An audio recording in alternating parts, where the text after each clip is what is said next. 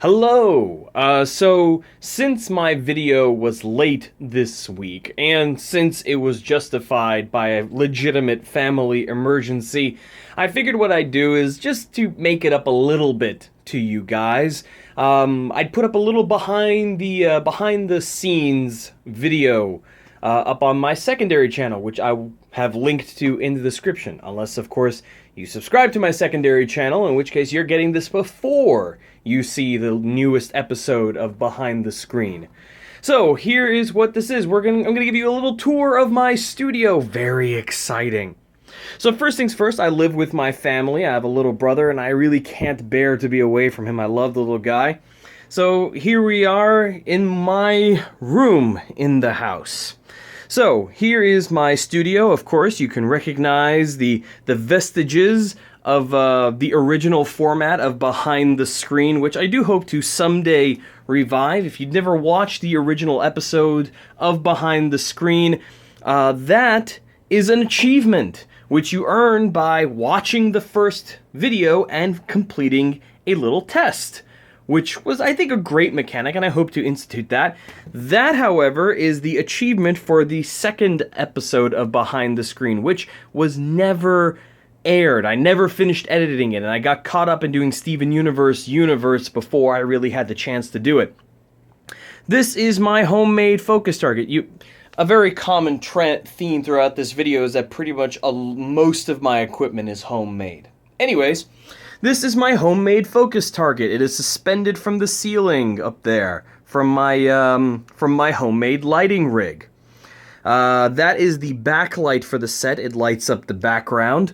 As you can see, this really looks super funky to the camera, and it's designed this way, so it gives a nice, sharp image. I keep on pumping into my teleprompter. Yes, another homemade gadget of mine. This is the very beginning of the script for the newest episode. If I flip this down, this little back panel, you can see that it puts a lot more contrast in there, and that is what I read off of when I do these videos. It didn't originally used to be that way, but I've come to find that it's just so much faster to do the videos, and you guys haven't complained about it so far, so I'm going to assume it works pretty well. This is the laptop that drives the teleprompter. It gives a signal via VGA to an old LCD monitor that I've had for ages. Here's my camera, of course. This is my Samsung NX300. It's the camera I use to film all my YouTube stuff. It's a really good camera as far as I'm concerned, but then again, I'm not a photographer, so I don't know. I'm sure there are better cameras, but this is what I have, and I like it. For those of you photo geeks out there, photo and video geeks, I shoot at 30 frames per second with a shutter speed of 1/30th of a second. Just because there's not, even though this is the brightest room in the house, it can certainly be brighter. At an f-stop of 3.5, ISO of 400. What I basically do is I use that focus target in the background, and I hone my focus on it with using the focus peaking. And that basically... Oh no, what's happened? My phone has auto-magically locked for no apparent reason. Am I still recording? Yes, I am still recording. Magnificent. I need to get my phone fixed. This is, of course, my workstation. This is what I edit on. This is what I edit both my YouTube videos and all my audio stuff on. You have my homemade gooseneck arm thing. The gooseneck is, of course, not homemade, but I have wire tied it to my equipment rack. That's a picture of my little brother.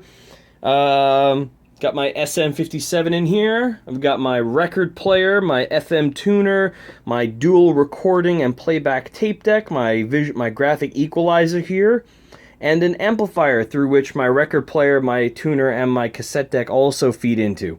They also feed into my PreSonus Fire Studio Mobile, and my Tascam US200 is there as a backup interface. I also use it when I do my live podcasts. Got a couple of Optimus speakers on here right next to my Genesis and my Dreamcast and my small collection of small radios. Rechargeable drill, very useful. A container full of wire ties. and a little light. I don't actually use it, despite its look as a studio lamp. I don't actually use it when doing recording because I like to keep my color temperature as consistent as I can. Despite the fact that if I point this up here, you may notice that these two bulbs are a different color from this bulb. This is the other side of my focus target. I flip it around when I feel like doing an occasional white balance, though I have the setting pretty much memorized. This is my bed. I roll it up and put it on my natty old rocking chair over here when I'm filming. These are, of course, the shirts you're very familiar with. You have seen these in Steven Universe Universe. This is the first shirt I wore in Steven Universe, and I wore that for, I guess what I can generously call the first season of Steven Universe Universe. And then this is the one I'm currently wearing. Both of them are very nice and very comfortable shirts. They don't really get all that hot. What really heats me up during the videoing is these lights here. These are my fill lights. They're all flood lamps with clamps on clamps here. And they are clamped onto this board, which I have bolted to the ceiling. And they are all controlled down here by this one switch. See, if I shut this off, it gets a whole lot darker in this room. This power switch bank here is from when I used to do DJing. So I have my two helicopter lights, my strobe light, my laser, power from my laptop, the mixer, the EQ, and my big-ass amp, which is downstairs. It's a 1,000-watt amplifier. And, well, that's about it. Oh, yeah, and, here is the microphone. So if I were to, let me undo this focus target since I don't need it anymore. I already did my focusing before. Give you a first-person view of what it's like to stand in here. So here I am, I'm standing on my mark, bringing it up to my face, and here we go. In the last 24 days, my videos were viewed about 44,000 times, and combined, let me lower this here. In the last 24 hours, my videos were viewed about 44,000 times, and combined, were watched for 82,000 minutes, and then the teleprompter just sort of keeps going. The whole focus rig is suspended by this little string here, which hooks up, oh no!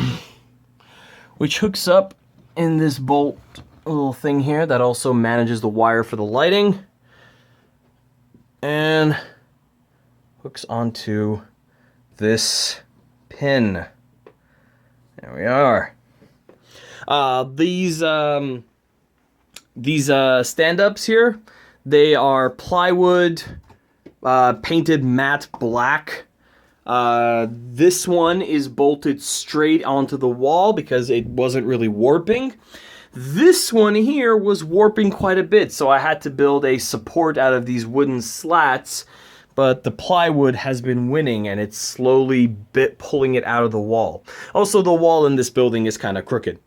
And, well, that's, I suppose that's about it.